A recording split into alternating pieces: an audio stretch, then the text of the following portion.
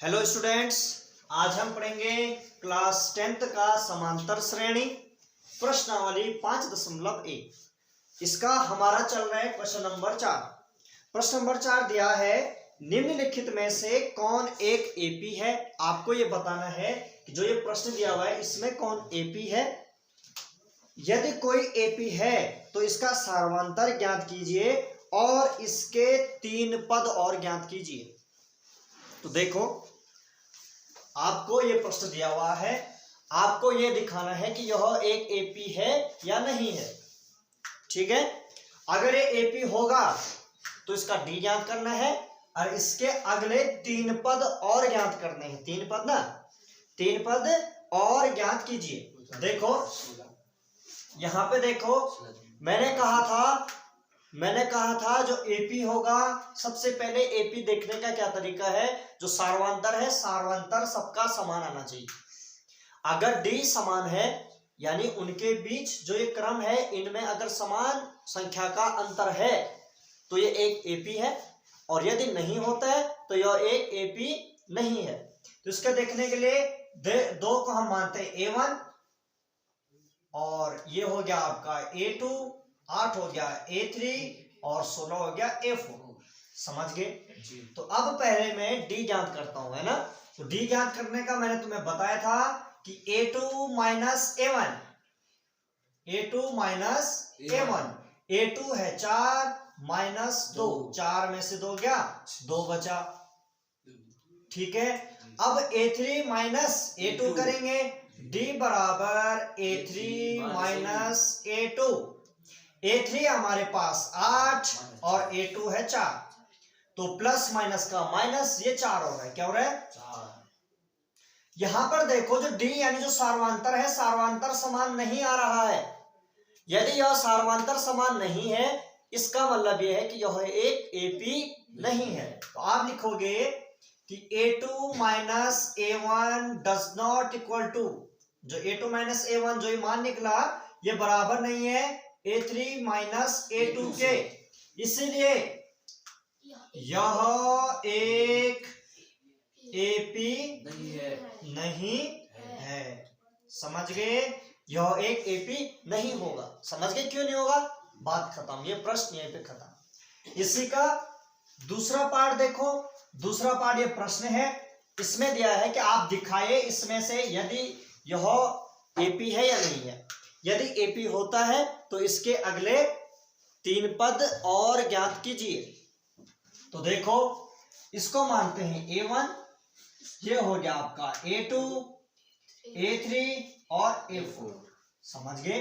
आप लिखोगे D बराबर A2 माइनस A1, इसमें से इसको घटाएंगे तो 5/2 माइनस 2, भिन्नों का घटाना होगा।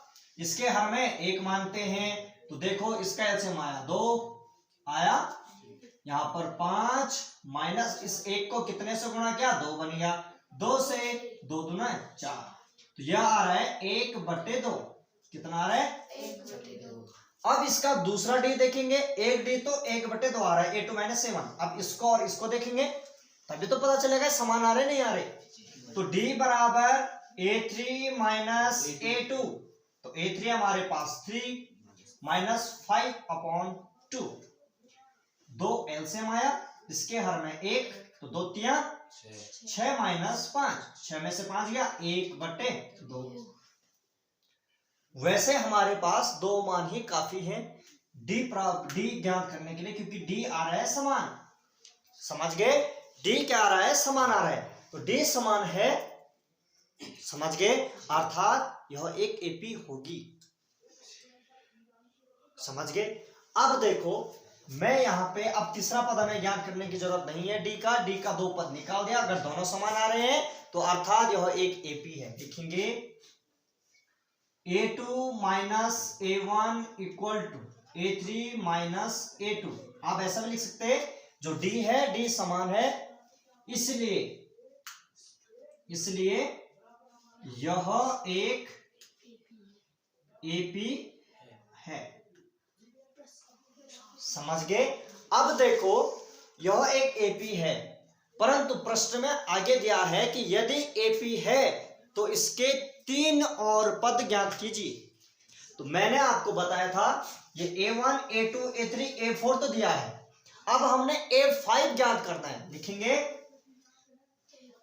3 पद, हमने अब 3 पद ज्ञात करने हैं ना। तो देखो A5 निकालना है, अब A4 तो पता है हमको, तो A5 क्या होगा, मैंने आपको बताया था A5 बराबर क्या होता है, A4 में D जोड़ेंगे तो A4 प्लस D बताया था। 5 का निकाले तो 4 वाले को D करो, 6 का निकाले 5 वाले को, तो देखो क्या होगा, A4 कितना है 7/2, 7/2 प्लस D कितना है 1/2। तो देखो 2 आपका हर समान है, 7 और 1 8, 2 चक्कू 8, तो अर्थात वो आया आपका 4।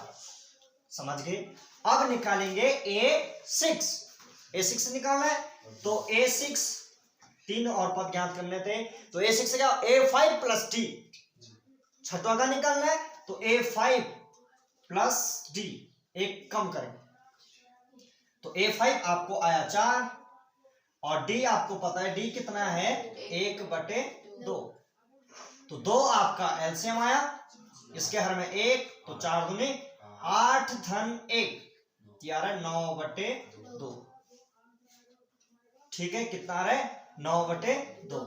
और A7 निकालना है, तो A7 क्या होगा, A6 प्लस D, A6 है 9/2 प्लस D है 1/2, तो यार है हर समान यानी 2 और 9 प्लस 1, तो यार है 10/2, 2 पंजे 10। तो आप लिखेंगे कि नीचे लिखोगे इसके बाद, इसलिए A5 4 और A6 बराबर 9/2 और A7 बराबर 5। ठीक है, तो ये AP के अगले 3 पद हैं।